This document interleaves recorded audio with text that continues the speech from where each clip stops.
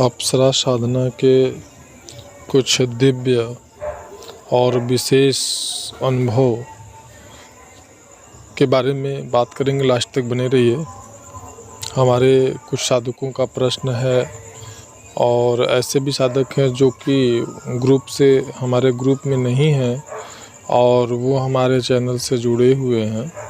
तो ऐसे साधकों के लिए भी ये हमारा वीडियो है ताकि उनको भी साधना में सहयोग मिले, एक अप्रत्यक्ष रूप से भी उनको मार्गदर्शन प्राप्त हो। तो कुछ अनुभव हम यहाँ पे शेयर कर रहे हैं। वैसे तो प्रीवियस वीडियोस में हमने काफ़ी साधकों के मुँह उनके अनुभव हमने जो है कि वो प्रकाशित किया है। आप उनको जान सकते हैं, देख सकते हैं। यहाँ पर मैं कुछ अनुभव की बात करूँगा जो कि अप्सरा की साधना में होते हैं। तो सबसे पहला अनुभव होता है अप्सरा साधना में, वह अनुभव होता है कि विशेष प्रकार के जो सुगंध हैं, खुशबू, विशेष प्रकार के जो सुगंध हैं वह आना प्रारंभ होते हैं। जिसमें सबसे पहले गुलाब के विशेष जो है वो फूलों के विशेष खुशबू होते हैं। अब हम यहाँ पे गुलाब के फूलों की विशेष खुशबू की बात इसलिए कर रहे हैं क्योंकि सामान्य रूप से जो गुलाब की खुशबू होती है, आप कह सकते हैं उससे कई गुना ज़्यादा वो खुशबू महसूस होती है। जैसे कि सेंट के 50 बाटल वो आपके आसपास फर्श पे या कमरे में या जहाँ पे भी आप साधना कर रहे हो वहाँ पर गिरा दिया गया हो और वह खुशबू भी काफ़ी तेज हो, ऐसा करके अनुभव साधक को आते हैं। और ये जो अनुभव साधक को आते हैं, ये कह सकते हैं कि ये साधना के प्रथम चरण में ऐसे अनुभव आते हैं और फिर अधिकतम आते हैं। कभी कभी हाथों से खुशबू आना या आसपास में खुशबू महसूस होना। और सबसे विशेष बात यह है कि ये खुशबू सबको महसूस नहीं होती है, यानी कि अगर घर में और भी लोग हैं तो वो सबको नहीं महसूस होगा। जो प्रथम चरण की बात मैं कर रहा हूँ। और यहाँ पे मैं एक बात और स्पष्ट करना चाहूँगा कि ये जो खुशबू है ये बहुत लंबे समय तक साधक के अंदर, आप कह सकते हैं कि जैसे कि समा जाता है। कुछ इस प्रकार से ये खुशबू होती है जो कि लगभग आप कह सकते हैं कि 2 घंटे 3 घंटे तक वो खुशबू आपको महसूस होता रहेगा। ऐसा नहीं कि 2 सेकंड तक पता चला फिर वो ख़त्म हो गया।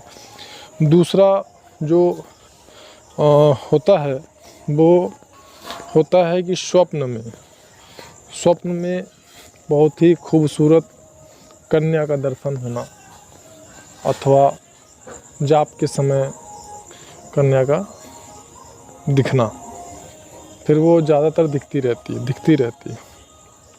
कभी आपसे बात करेगी, कभी आपसे खेल करके फिर भाग जाएगी। इस प्रकार से वो स्वप्न में या जाप के समय आपको दिखती है।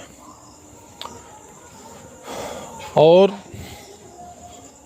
एक और विशेष प्रकार का अनुभव होता है जो कि अप्सरा की साधना में होता है। पैरों के आवाज़, धम धम की आवाज़ होते हैं और साथ ही साथ पायल के भी आवाज़ होते हैं। यानी कि जैसे पायल बजने के, घुंघरू बजने के, लेकिन वो जो पायल या घुंघरू का आवाज़ तो बहुत मीठा होता है, बहुत मीठा, आप कह सकते हैं मधुर होता है। इस प्रकार के ध्वनि होते हैं कि जैसे कि कोई स्त्री नृत्य कर रही हो। और ये बहुत ही सुगमता से समझा जा सकता है। लेकिन ये भी अनुभव साधक को ही होते हैं, न कि उसके परिवार के अन्य सदस्यों को। कभी कभी ऐसा देखा गया है हमारे भी साधकों के साथ में, कुछ ऐसे साधकों के साथ में हुआ है, जब थोड़ा लंबे समय तक उन्होंने साधना किया तो ये आवाज़ पायल का जो आवाज़ है यह परिवार के अन्य सदस्यों को भी सुनाई दिया। ऐसा लेकिन ये काफ़ी समय मतलब काफ़ी लंबे समय तक साधना करने के बाद में ऐसा हुआ है। और फिर उसके बाद में जो होता है वह स्पर्श करने का अनुभव साधक को आता है। यानी कि जैसे वो ध्यान कर रहा हो, जाप कर रहा हो या लेटा हो, तो कोई उसे स्पर्श करे तो उसको अपने शरीर पे स्पर्श का अनुभव होता है। और वो भी जो स्पर्श होता है वह स्पर्श, जैसे आपको किसी ने छुआ, वह स्पर्श भी काफ़ी मीठा होता है। मीठे का मतलब ये है कि सकारात्मक होता है। जब कोई ऐसे कोई बुरी शक्ति जब स्पर्श करती है तो वो जो अनुभव होता है, अनुभूति होती है उसमें, और जब ये दिव्य शक्ति अप्सरा आपको स्पर्श करती है तो इसमें बहुत ज़्यादा अंतर होता है। तो इस प्रकार के अनुभव साधक को होते हैं।